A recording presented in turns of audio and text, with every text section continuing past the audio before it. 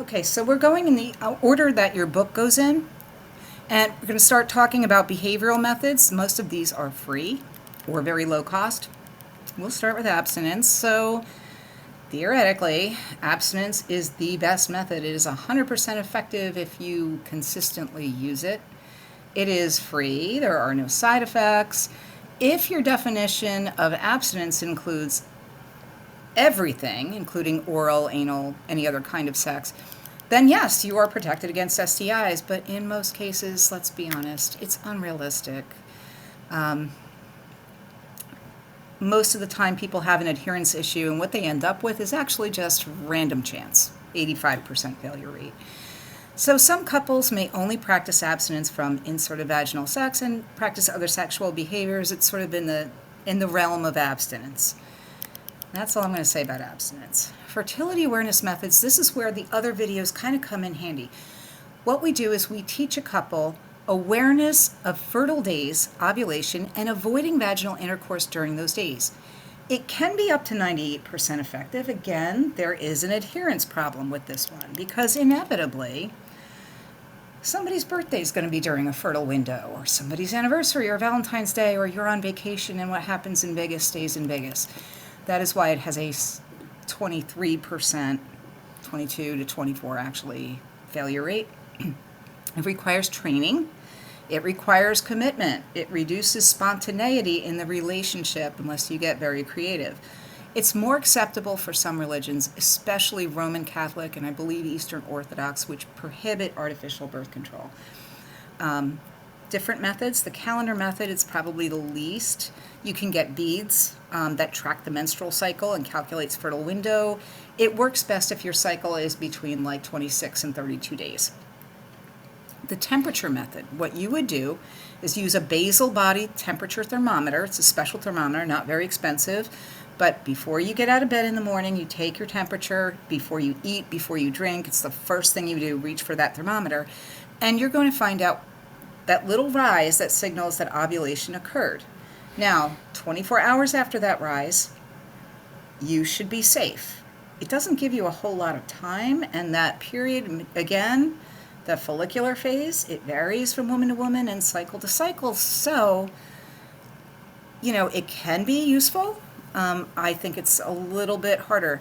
If you have very, very regular cycles and you track a few of them, you might find out which day that rise typically occurs. If you do not have regular cycles, it's a little riskier. Cervical mucus method, learn the signs of ovulation. That's spinabarkit, clear, stretchy cervical mucus. And then we have symptohormonal. This is among the most accurate of natural family planning. You combine looking for the signs of ovulation and the temperature method with an ovulation predictor test.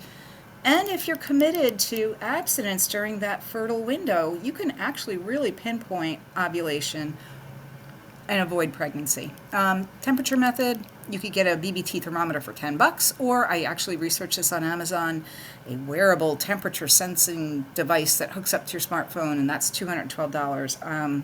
Okay. Ovulation predictor kits vary, but again, I did my research on Amazon. You can get a 50-pack for about $19.99.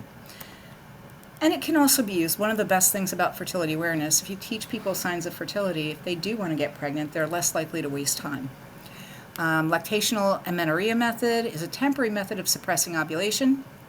These are the conditions. It can be super, super effective if you're in the first 6 months after giving birth, you have not had a menstrual cycle, the baby is younger than 6 months, the baby feeds at least 6 times a day on both breasts, and it's a good, effective feeding. If you feed your baby on demand at least every 4 hours, more successful if it's every 2 to 3. If you do not substitute any other food for a breast milk meal. That's the tough part, because if you work, you're going to need to pump, and pumping does not remove as much milk as a baby. It does not stimulate the body in the same kind of a way. If you're giving solids, that baby is going to nurse less. You're going to have less circulating prolactin, oxytocin that will oppose that FSH and LH.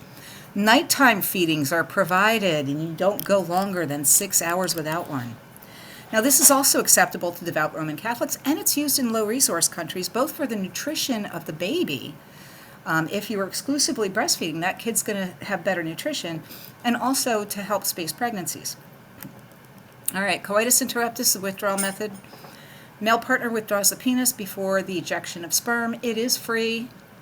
Incredibly, it's not 73% failure, it's 73% effective. I'll fix that on the slides. It requires discipline and knowledge from the male partner. It does allow you to be spontaneous until the very end, but it's less satisfying for a lot of couples.